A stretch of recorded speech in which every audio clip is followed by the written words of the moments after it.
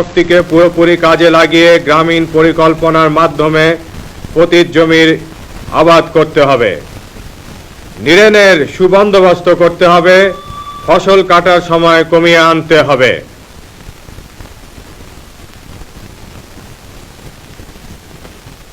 সবজি ও ফলের চাষ বাড়াতে হবে বহুগুণ এবং গো সম্পদের অধিক যত্ন নিতে হবে।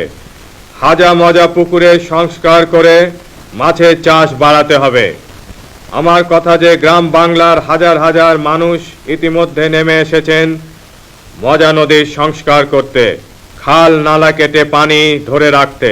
তাদের সাথে যোগ দিয়েছেন তরুণরা, মুক্তিযোদ্ধারা, সরকারি কর্মচারীরা, মা বোনেরা। এই উচ্ছল প্রাণবন্ত তাকে জাগিয়ে রাখতে হবে। সরকার চেষ্টা করছেন সেচের জমির পরিমাণ বহুলাংশে বাড়িয়ে আনতে, যাতে শীতের ফসল সুনিশ্চিত হয় এবং অন্য মৌসুমেও সেচের ফসল ফলিয়ে উৎপাদন বাড়ানো যায়।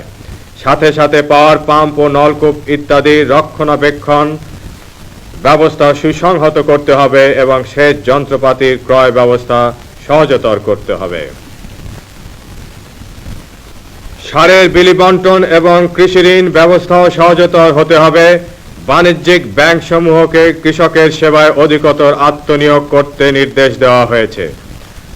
গম, ডাল, তেলবীজের চাষ বাড়াতে হবে। খাদ্যে স্বয়ংসম্পূর্ণতা অর্জনের লক্ষ্য সামনে রেখে সবাইকে কাজ করে যেতে হবে। সমবায় আন্দোলনকে আরো জোরদার করতে হবে। সমন্বিত গ্রাম উন্নয়ন প্রকল্পকে আরো বলিষ্ঠ ও ব্যাপক করা হবে। ভাগ চাষীদের ন্যায্য অধিকার প্রতিষ্ঠা করার পদক্ষেপ নিতে হবে এবং তারা যাতে শস্য বন্ধক দিয়ে কৃষি ঋণ পেতে পারে তার বন্দোবস্ত করতে হবে।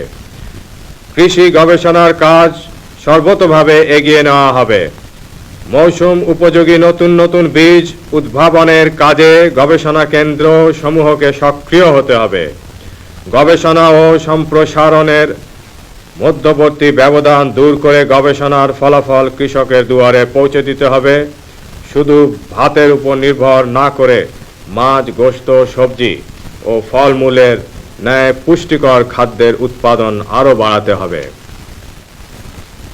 গ্রামীণ গুদামজাতকরণ ব্যবস্থার উন্নতি সাধন করা হবে এবং জাতীয়ভাবে ও স্থানীয়ভাবে খাদ্য মজুত রাখা হবে, যাতে ৭৪-এর দুর্ভিক্ষের মতো অবস্থার পুনরাবৃত্তি আর না হয়।